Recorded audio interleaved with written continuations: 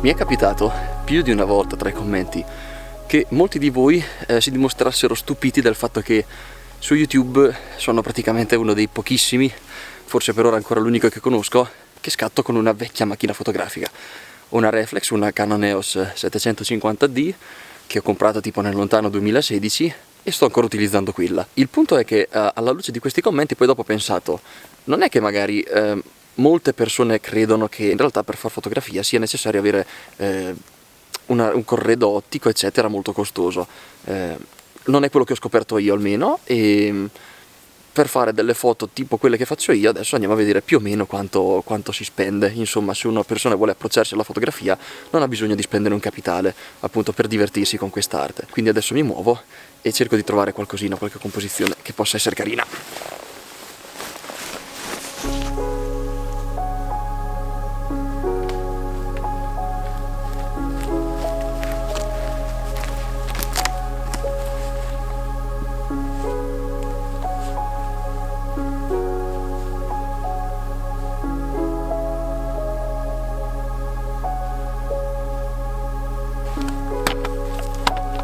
Questa è la mia Canon EOS 750D.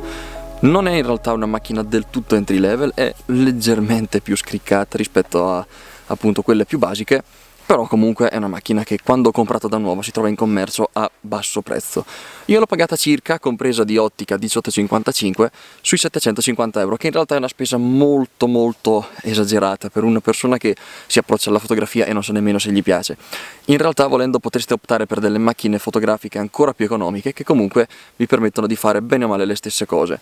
Diciamo che il plus che ha questa macchina fotografica, per esempio, almeno uno di quelli che io uso soprattutto prevalentemente, sono il bracketing, e quindi lei praticamente scatta 3 fotografie con esposizione diversa senza che io prema di continuo il pulsante, però sono cose che si possono fare tranquillamente in manuale, e quindi una macchina fotografica meno costosa di questa comunque non vi preclude l'opportunità di fare dei bracketing e non vi preclude nemmeno l'opportunità di fare dei focus stacking. Alla fine col tempo io ho imparato che queste due sono le tecniche, diciamo, più utili per diventare dei bravi fotografi, insomma, per fare foto migliori.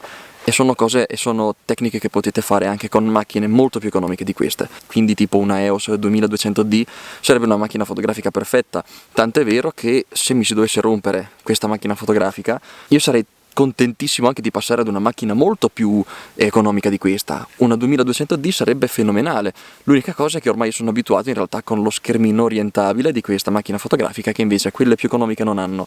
In ogni caso 750 euro per un corpo macchina e un obiettivo non è una spesa troppo esagerata in realtà, per chi poi dopo sa già che ama la fotografia e sa già che continuerà a farla. Sono 750 euro, in realtà sono pochi spicci, considerato che ci sono macchine fotografiche, e parliamo delle ammiraglie magari delle varie marche, che costano anche 5.000, 6.000, 8.000 euro.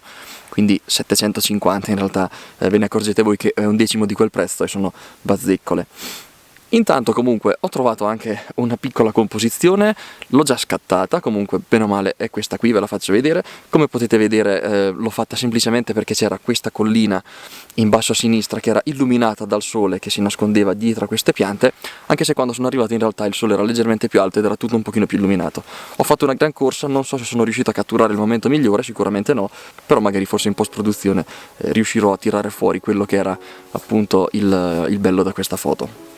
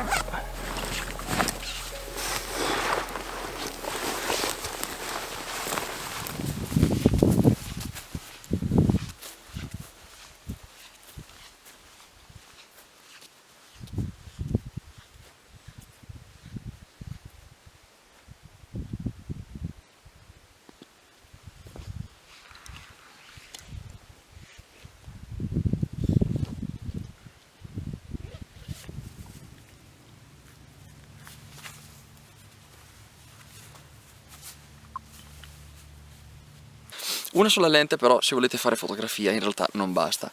Ovviamente poi dopo l'acquisto di altre lenti decidete di farlo poi se vedete che effettivamente vi piace uscire a scattare, però col tempo poi avrete bisogno effettivamente, come è successo a me, di implementare nel vostro corredo ottico qualcosa di diverso. Dal momento che io con la macchina fotografica avevo solo il 18-55, volevo andare a sperimentare anche altri millimetraggi.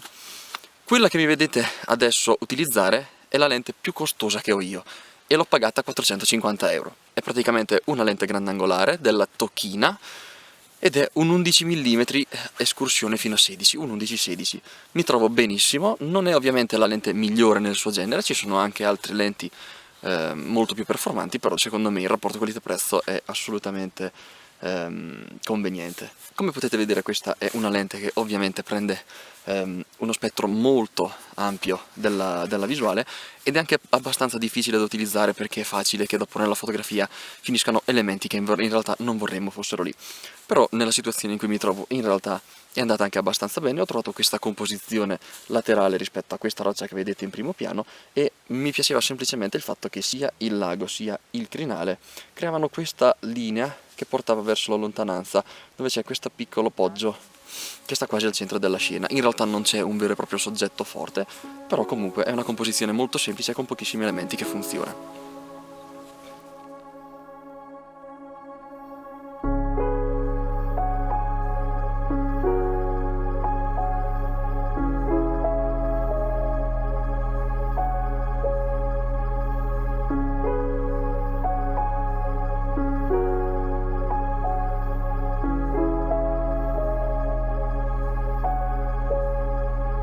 Questo qui invece è il mio 75-300, è l'unico teleobiettivo che possiedo ed è un teleobiettivo di bassissima qualità. In realtà nuovo costa circa 200 euro per un teleobiettivo, veramente sono regalato, 200 euro è pochissimo, però giustamente poi dopo anche la resa di questo obiettivo è quella che è, insomma. Per quanto riguarda l'acquisto di una lente del genere, io sinceramente vi consiglio di spendere un po' di più, piuttosto risparmiate un pochino appunto sul corpo macchina e spendete un pochino di più sulle lenti, perché alla fine sono loro che fanno la fotografia, non sono i megapixel della macchina fotografica, non è la dimensione del suo sensore, sono le lenti che fanno la fotografia. In ogni caso, comunque, pur essendo un obiettivo veramente di bassa qualità, tenuto a millimetri magari corti, quindi tra il 70 e il 150, le foto comunque hanno una nitidezza che tutto sommato non risulta malaccio, e quindi tendenzialmente diciamo che lo utilizzo sempre più o meno in quel range lì. È raro che mi spingo oltre i 200 mm perché so già che poi dopo, anche mettendo a fuoco il soggetto, non avrà mai una buona risoluzione. Però comunque ci sono situazioni in cui mi piace tirarlo fuori, mi diverto e quindi lo utilizzo, perché alla fine lo scopo ultimo della fotografia è questo, è divertirsi. Ed è per questo che dico che non c'è bisogno di spendere tanto, bastano cose da poco, come tutte quelle che utilizzo io, che avete visto, per divertirvi. Tra l'altro c'è anche un'altra cosa di cui non ho parlato, ed è il treppiede. Il treppiede è quello che mi vedete utilizzare di solito nei video, costa circa un centinaio di euro, perché è un treppiede che diventa abbastanza alto e ha parecchi snodi, soprattutto sul collo, che può comunque orientarsi. È un treppiede che non è malaccio, è della K&F Concept, e io lo utilizzo molto tranquillamente. Però prima di comprare questo, che tra l'altro mi è stato regalato, inizialmente quando ho cominciato a fare fotografia e avevo bisogno di un treppiede, utilizzavo un treppiede di quelli, gli Amazon Basics. L'ho pagato circa 30 euro e ci ho fatto quasi un anno e mezzo. Poi si è sfasciato perché comunque era un treppiede leggero, e poi dai che te dai, io gli facevo fare qualunque cosa, lo mettevo in acqua, lo utilizzavo per le cose più sparate. Però tendenzialmente quello è un treppiede che faceva il suo lavoro. Una volta che ci posizionavo sopra la macchina fotografica non vibrava e quindi potevo fare i miei scatti, le mie lunghe esposizioni. Quindi ecco, bene o male, adesso non so quale sia l'ammonto totale di quello che ho speso. Saremmo facciamo magari 1700 euro, 1400 euro, 1600, facciamo più o meno che sia così. E 1500 euro in realtà è veramente poco, considerato che poi tutte queste cose non le comprerete in una volta sola, vi basterà semplicemente seguire le vostre inclinazioni. Magari siete più ritrattisti e quindi una volta che comprate magari una lente che sia abbastanza lunga, non avete bisogno di comprare un 11-16 come ho fatto io, se siete dei ritrattisti. Se siete magari invece paesaggisti oppure magari cityscapes, no? Fate foto in città, allora ecco, lì magari avete bisogno di un corredo ottico un pochino più ampio. doppio. Quello che ho fatto io semplicemente è stato cercare di coprire più millimetri possibile, partendo dall'11-16, passando poi al 18-55, quindi tra questi due c'è il gap del 17° millimetro e basta, e poi dal 55 al 75 di questa lente ho quei 20 centimetri che rimangono vuoti, però bene o male posso sopperire a quella mancanza andando ad utilizzare magari questa lente e poi andando alla croppare un minimo. E questa è una cosa che posso fare solo perché la macchina fotografica non è entry level, però queste sono robe a parte.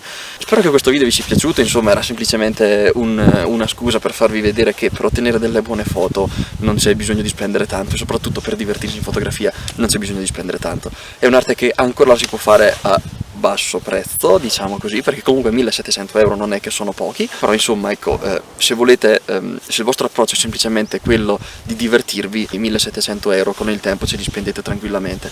Poi sono il primo a dire che se dovessi poi ricavare guadagno dalle fotografie farei un ulteriore passo avanti, solo per avere poi dopo una qualità migliore da offrire nel prodotto che vendo, ma fino ad allora questo è ciò che mi basta.